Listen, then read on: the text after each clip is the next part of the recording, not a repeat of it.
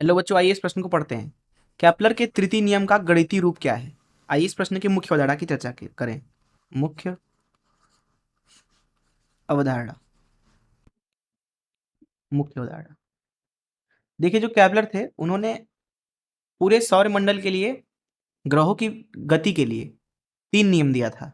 प्रथम नियम के अनुसार सारे जो ग्रह हैं वो सूर्य के चारों तरफ दीर्घवृत्ताकार कक्ष में घूमते हैं, और दीर्घवृत्त में क्योंकि 2 फोकस होते हैं इसलिए एक फोकस पर सूर्य को माना जाता है। दूसरा नियम उन्होंने दिया था, क्षेत्रफलीय वेग जो होता है वो नियत होता है प्रत्येक ग्रह के लिए। अर्थात मान लीजिए कि ये किसी ग्रह का दीर्घवृत्तीय कक्ष है, यहाँ पे मान लेते हैं सूर्य है, तो मान लेते हैं कि ग्रह जो है कुछ इस तरीके से गति करता हुआ यहाँ पे पहुंच जाता है। मान लीजिए टी बराबर 1 सेकेंड में यहाँ पे था, टी बराबर दूसरे सेकेंड पे यहाँ पे था। मान लीजिए टी बराबर 5वें सेकेंड पे यहाँ पे है और 6वें सेकेंड पे मान लीजिए यहाँ पे है। तो जब वो 1 से 2 पे गया है तो जो यहाँ पे क्षेत्रफल बनेगा वो कुछ इस तरीके से होगा। वहीं जब वो 5 से 6 पे पहुंचा तो क्षेत्रफल ये वाला बना। तो ये क्षेत्रफल मान लेते हैं A1 है और ये क्षेत्रफल A2 है। क्योंकि जो A1 क्षेत्रफल है और A2 क्षेत्रफल है वो बराबर समय में बना है, अर्थात 1 सेकेंड में, इसलिए A1 और A2 आपस में बराबर होंगे। और ये चीज़ आया है dA भागे dt, अर्थात क्षेत्रफलीय वेग बराबर नियत से। यह है केपलर का दूसरा नियम। बात करें अगर केपलर के तीसरे नियम की, तो यहाँ पे हम समझते हैं केपलर का तीसरा नियम।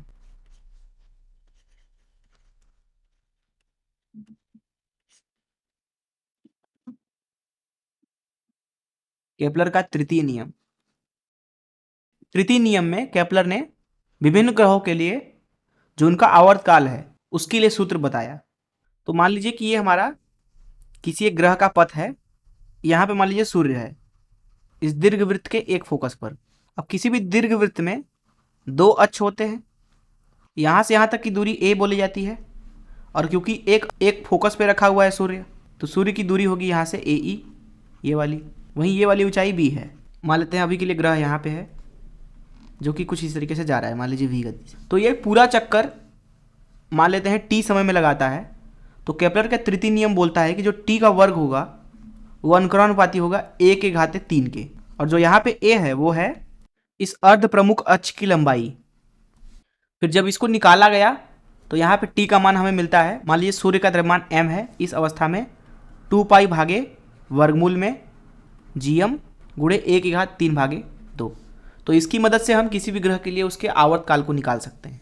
और ये जो केपलर का तृतीय नियम है इसको हम केपलर के द्वितीय नियम से भी सिद्ध कर सकते हैं। तो इस मुख्य अवधारणा का इस्तेमाल करके चलिए प्रश्न को हल करते हैं। यहाँ पर प्रश्न में बोला जा रहा है कि केपलर के तृतीय नियम का गणितीय रूप क्या है।